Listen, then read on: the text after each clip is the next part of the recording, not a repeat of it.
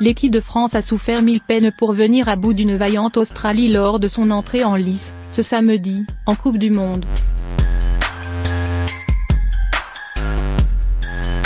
Les changements opérés par Didier Deschamps en seconde période ont fait basculer la rencontre.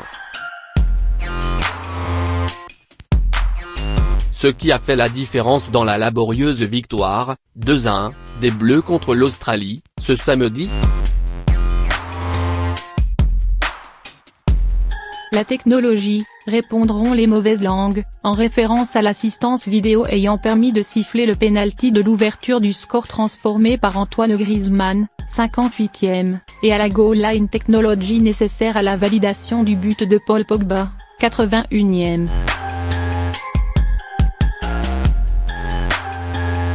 Mais ce serait oublier un peu vite Didier Deschamps qui, outre la chance légendaire dont on l'affuble, a surtout effectué les remplacements qui ont débloqué le match.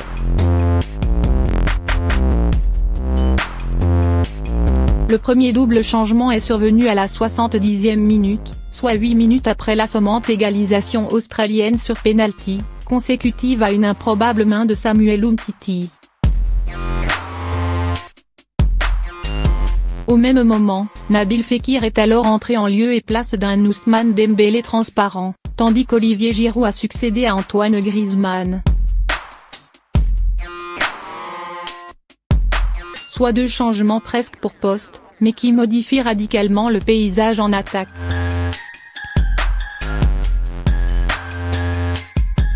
Et puis, à la 78e, soit 3 petites minutes avant le but de la victoire, Blaise Matuidi a remplacé Corentin Tolisso.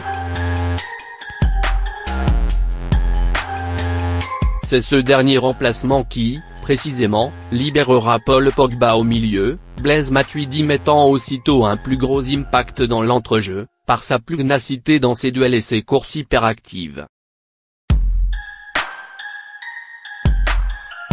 Dans la foulée, on a ainsi vu Paul Pogba se projeter jusqu'à la surface, via un 1-2 avec Kylian Mbappé, puis un autre avec Olivier Giroud. Le point de fixation qui, jusqu'alors, avait cruellement manqué aux Bleus à hauteur de la surface adverse. Le passeur décisif sur cette action.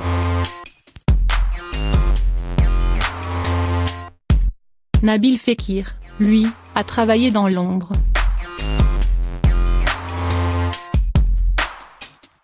Plus efficace dans ses dribbles qu'Ousmane Dembélé, plus altruiste aussi, le Lyonnais a surtout perturbé, et fatigué, la défense australienne par sa mobilité. Il ne lui a manqué qu'un peu de justesse sur ses coups de pied arrêtés pour concrétiser ses efforts.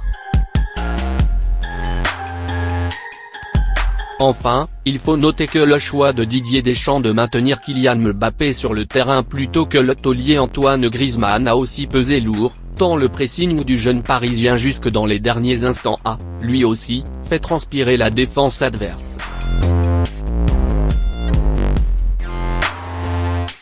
Espérons désormais que, le 21 juin contre le Pérou, les 11 titulaires sauront rendre le coaching beaucoup moins fondamental.